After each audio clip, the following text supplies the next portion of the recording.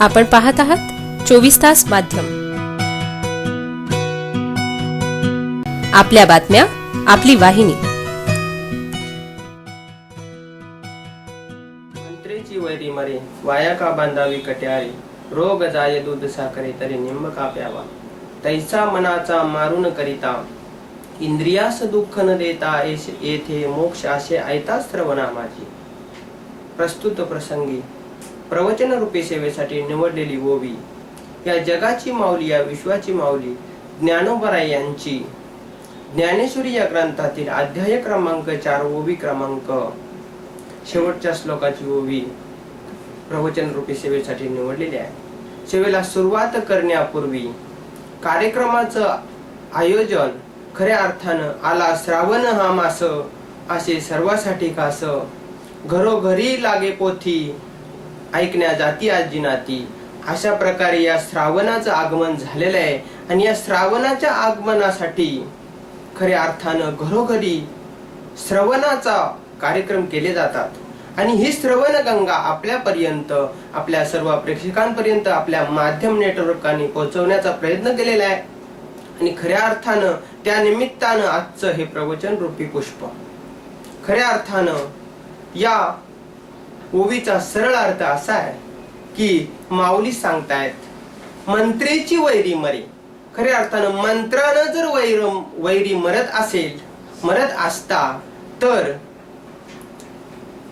हे शस्त्र, हे हत्यार कशासाठी वापरावी लागली असती. मंत्रेची वैरी मरे, वाया का बांधावी कट्यारे. ढाल आणि तलवारीचं काम कशासाठी आलं असतं. रोग जाय दूध साखरे. खऱ्या अर्थानं दूध साखरेनं जर रोग जात असता तर मग कडुनिंबाचा पाला का प्यावा लागला असता. तद्वत तैसा मनाचा मारून करिता, मनाला तुम्ही आकलन न करता, इंद्रियांना दुःख न देता तुम्हाला मोक्ष ऐता प्राप्त होतो, असा या ओवीचा सरळ अर्थ आहे. खऱ्या अर्थानं महायोग पीठे तटे बिमरथ्या, वरम पुंडलिकाय धातु मुनिंद्रे, समागशतिष्ठं तमानंद कंदम, परब्रह्मलिंगम भजे पांडुरंगा. गुरुर्ब्रह्मा गुरुर्विष्णु गुरुर्देवो महेश्वरा, गुरु साक्षात परब्रह्म तस्मै श्री गुरुवे नमः. अखिल परिभार करुणा वरुणालय, सच्चिदानंद घन पांडुरंग परमात्म चरणी साष्टांग दंडवत. माऊली महाविष्णू जगद्गुरु तुकोबाराय सद्गुरु रीतीनाथ बाबांसह आपण सर्व भाविक भक्तांचे चरणी साष्टांग दंडवत. प्रस्तुत सेवेसाठी माऊली म्हणतायत जरी मंत्रीची वैरी मरे. खऱ्या अर्थानं या श्रावणाच्या निमित्तानं निवडलेली ओवी. खऱ्या अर्थानं श्रावणाचा अर्थच असा आहे श्रवण. श्रावण आणि श्रवण या विषयात, श्रावण आणि श्रावण महिन्यामध्ये श्रवण करावं अशी आख्यायिका आहे. खऱ्या अर्थानं आजपासून घरोघरी, कुणाच्या घरी शिवलेला अमृत, कुणाच्या घरी पांडव प्रताप, कुणाच्या घरी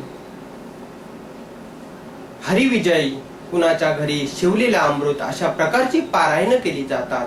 आणि प्रत्येकाच्या घरी श्रवण केलं जातं. आणि या श्रवणाचं महत्व माऊली या ओवीतून सांगतायत. खऱ्या अर्थानं श्रवण हा जीवनाला अध्यात्माची प्रगती करण्याचा एकमेव, कारण श्रवण ही 1 नंबरची भक्ती सांगितलेली आहे. कीर्तन वंदन नाही का. खऱ्या अर्थानं 9वी भक्तीची भक्तीपैकी पहिल्या क्रमांकाची भक्ती म्हणजे श्रवण भक्ती. आणि ही श्रवण, या श्रावणामध्ये विशेष महत्व आहे. खऱ्या अर्थानं श्रावण महिना म्हटलं की या सुरुवात अशी होते श्रावणी सोमवार, खऱ्या अर्थानं गुरुवार, असे अनेक प्रकारचे उपवास केले जातात. आता श्रावणामध्ये शिवाची विशेषत्वानं पूजा केली जाते. खऱ्या अर्थानं श्रावणात शिवाची का पूजा केली जाते तर या मागचा अर्थ असा आहे की 16 सोमवाराचं व्रत सुद्धा श्रावणापासूनच सुरुवात केलं जातं. कारण चातुर्मासातील पवित्र महिना म्हणजे श्रावण महिना, जो आषाढी ते कार्तिकी पर्यंत 4 महिन्याचा कालावधी चातुर्मास म्हणून घेतला जातो. त्या चातुर्मासामध्ये विशेषत्वानं श्रावण महिन्याला विशेष महत्व दिलं गेलं. पण खऱ्या अर्थानं श्रावण महिन्यामध्ये जर शिवाची आपण पूजा केली तर शंकर भगवंत लवकर प्रसन्न होतात अशी आख्यायिका आहे. श्रावण म्हणजे शिवाचा महिमा, शिवाचा महिना असं म्हटलं जातंय. खऱ्या अर्थानं श्रावण महिन्यामध्ये पार्वती मातेनं खडतर अशी तपश्चर्या करून शिवाना प्रसन्न करून घेतला तो महिना म्हणजे श्रावण. तेव्हापासून आपले लोक शिवाची पूजा करतात. आता श्रावणाचे चार किंवा 5 सोमवार येत आहेत. आता पहिल्या सोमवारी शिवा तांदळानं शिवलिंग करून पूजा केली जाते. अशा रीतीनं शिवाची पूजा करतायत. आता खऱ्या अर्थानं पार्वती मातेनं जसं शिवाला प्रसन्न करून शिवाची पूजा केली तद्वत आजही काही कुमारिका सर्व स्त्रिया इच्छित गोष्ट प्राप्त करण्यासाठी श्रावणात शिवाची पूजा करतायत. अशा रीतीनं हे श्रावण आणि या श्रावणाच्या निमित्ताने या माध्यम परिवारानं आपल्यापर्यंत आणलेली ही ज्ञानगंगा. तर प्रस्तुत सेवेमध्ये माऊली सांगतायत मंत्रीची वैरी मरे. आता मंत्रानं जर वैरी मरत असता तर मग आपण सुद्धा असं केलं असतं ना, काही एवढी लष्कर भरती करण्याचं काय काम आपल्या भारत देशाला, नाही का? सहज मंत्रिका तांत्रिका मागे धावे जण. जगद्गुरु तुकोबराने सुद्धा या लोकांना खोडून टाकलंय. माऊली सुद्धा म्हणतायत, माऊलींनी सुद्धा यांना खोडून टाकलंय. खऱ्या अर्थानं मंत्रीची वैरी मरे म्हणजे मंत्रानं जर वैरी मरतो तर मग आम्हाला युद्ध करायची काय गरज असते हो? मग 4-5 मंत्री मांत्रिक आपण जमा केले असते आणि आपल्या सीमेवर नेऊन बसले असते आणि सांगितलं असतं पाकिस्तानचं वाटोळं होऊ द्या, मग पाकिस्तानचं वाटोळं झालं असतं. मग असं न होता असं होतं का? नाही होत ना, असं होत नाही. मग तरी सुद्धा आपण याच्या मागे लागू नये, कारण माऊली सांगतायत मंत्रीची वैरी मरे वाया का बांधावी कट्यारे. मग खऱ्या अर्थानं तत्कालीन शिवाजी महाराजांना सुद्धा तेच केलं असतं. 4-5 मंत्री बोलवले असते, मग औरंगजेबाचा वध करू द्या. काय करत होती जीव धोक्यात घालवण्याची? मग असं न करता मंत्रीची वैरी मरे वाया का बांधावी कट्यारे. दूध साखरेनं जर रोग जात असता तर मग आम्हाला कडुनिंबाचा पाला पिण्याची गरज काय? खऱ्या अर्थानं दूध साखरानं रोग जात नाही. दूध साखरेनं रोग जात असता तर कडुनिंबाचं पाला पिण्याची, कारण आम्हाला कडू गोष्ट आवडत नाही, आम्हाला गोड वस्तू आवडते. कारण विषय विषयाचा पडीपाडू, गोड परमार्थ लागे कडू, कडू विषय झाला गोडूची वाशी. मग आम्हाला गोड वस्तू लागते आणि कडू वस्तूच्या मागे आम्ही धावत नाही. मग खऱ्या अर्थानं रोग जाय दूध साखरे निंब का प्यावा. पुढे सांगतायत तैसा मनाचा मारू न करता. तुम्हाला काही गरज नाही मनाला मारायची, कारण खऱ्या अर्थानं जगद्गुरु तुकोबराय सुद्धा सांगतायत नलक्ती सायस जावे वनांतरा सुखे येतो घरा नारायण. तुम्हाला मनाचा मारू करण्याची गरज नाही, तपश्चर्या करण्याची गरज नाही, कारण कलियुगी अन्नमय प्राण. कारण उपवास करण्याची गरज सुद्धा माऊलींनी खोडून काढलेली आहे. तुम्हाला उपवास सुद्धा करायची गरज नाही अशी ओवीच्या अनुषंगाने माऊली सांगतायत. खऱ्या अर्थानं तुम्हाला उपवास सुद्धा करण्याची गरज नाही, कारण खऱ्या अर्थानं तैसा मनाचा मारू न करता इंद्रियास दुःख न देता. मग इंद्रियांना आकलन करण्याची सुद्धा गरज नाही, कारण इंद्रियांना आकलन इंद्रियांचं केलं, इंद्रियांना मारलं तर भगवंताची प्राप्ती होतीच असं नाही. मग इंद्रियांना मारणारे, उपवास तापास करणारे दुष्काळात अनेक लोक आहेत की ते अन्न वाचून मरतायत. मग त्यांना भगवंताची प्राप्ती झाली का?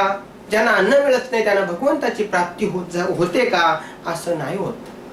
कारण जर अन्न ज्यांना मिळत नाही त्यांना जर भगवंत, कारण शरीराला जर मारलं, शरीराचा जर मारू केला, शरीराचं जंडन मुंडन केलं तर भगवंताची प्राप्ती होत नाही. न लगे जंडन मुंडन. वासुदेव प्रकरणात सुद्धा नाथ महाराजांनी सांगितलंय या गोष्टीची गरज लागत नाही. मग तैसा मनाचा मारू न करता इंद्रियास दुःख न देता. इंद्रियांना तुम्ही दुःख देऊ नका. येथे मोक्ष असे आहे. मग प्रत्येकाला वाटतं मला मोक्ष मिळावा, प्रत्येकाला वाटतं मला मुक्ती मिळावी. मग प्रत्येकाचे मज लागे दुःख व्हावे ऐसे कोणी भावेना. प्रत्येकाला वाटतं मला दुःख व्हावं असं कोणालाच वाटत नाही. प्रत्येकाला वाटतं फक्त मला सुख आणि सुख मिळलं पाहिजे, मला मोक्ष मिळला पाहिजे. जीवाचा खटाटोप फक्त मोक्ष मिळवण्यासाठी आहे आणि तो मोक्ष मिळत नाही, कारण साधन चुकीचं आहे. आमचं प्रत्येकाचं साधन चुकीचं आहे. आम्ही नको त्याच्या मागे लागतो, नको ते साधन वापरतो. मग आम्हाला मोक्ष कसा मिळेल? पण संत चरणावरती जर आम्ही विश्वास ठेवला, संतांच्या चरणावरती जर आमचा विश्वास असेल तर आम्हाला मोक्ष मिळण्याशिवाय राहणार नाही. आणि माऊली सांगतायत, तैसा मनाचा मारू न करता, इंद्रियासाठी दुःख न देता, येथे मोक्ष असे ऐता श्रवणा माझी. मग आम्ही श्रवण केलं पाहिजे. आणि श्रवण या श्रावणामध्ये केलं जातं. मग श्रावणातच करावं असं नाही, पण विशेषत्वानं श्रावण महिन्यामध्ये प्रत्येक घरोघरी पोथी लावली जाते, घरोघरी ग्रंथ लावले जातात, घरोघरी शिवलीला अमृतची पारायण केली जातात. आणि अशा अनुषंगाने आम्हाला श्रवणाची गंगा आमच्यापर्यंत पोहोचत असते. आणि मग आम्ही श्रवण केलं पाहिजे, कारण श्रवण कानाच्या अकानानं जर श्रवण केलं तर आम्हाला मोक्ष प्राप्त होईल. पण कदाचित काय होतं, आम्ही फक्त प्रतिष्ठेपायी जातो. प्रतिष्ठे पुरता आम्ही जर श्रवण केलं तर आमची अवस्था बिकट आहे. खऱ्या अर्थानं आता घरोघरी पोथी लावली जाते, घरोघरी पारायण लावली जातात. असंच एका ठिकाणी एक सदग्रस्त होता. तो पारायण ऐकायला एकाच्या घरी जायचा आणि त्याची पत्नी सुद्धा दुसऱ्याच्या घरी जायची. मग हा जात असताना रोजचा प्रत्येक दिवशी नवीन अध्याय प्रत्येकाचा क्रमशःनं तर वाचलं जातंय. आणि वाचत असताना एखादा वाचक त्याचा अर्थाची फोड करून दिली जाते. मग असंच त्यांचा तो श्रावण महिन्यामध्ये उपक्रम चालू होता. एक दिवस हा माशय म्हणजे बघा, श्रवण करत असताना आम्ही भावानं केलं पाहिजे. भाव नसेल तर आम्हाला देवा प्राप्त होणार. भावेने देवम कलिया नरेंद्रम, धनेनी कांता कपटेन शत्रू, सत्यान मित्रम कृपाच पुत्रम, ज्ञानानी मोक्षम वशमानयंती. तुमच्याकडे ज्ञान असेल तर तुम्हाला मोक्ष प्राप्त होईल. मग ते ज्ञान तुम्हाला प्राप्त करायचं असेल तर तुम्ही श्रवण केलं पाहिजे, कारण श्रवण केल्याशिवाय ज्ञानाची प्राप्ती होत नाही. मग ते श्रवण आपण केलं पाहिजे. तद्वत हा श्रवणाला जायचा, पण भाव नव्हता. आपण पाहत आहात 24 तास माध्यम. आपल्या बातम्या, आपली वाहिनी.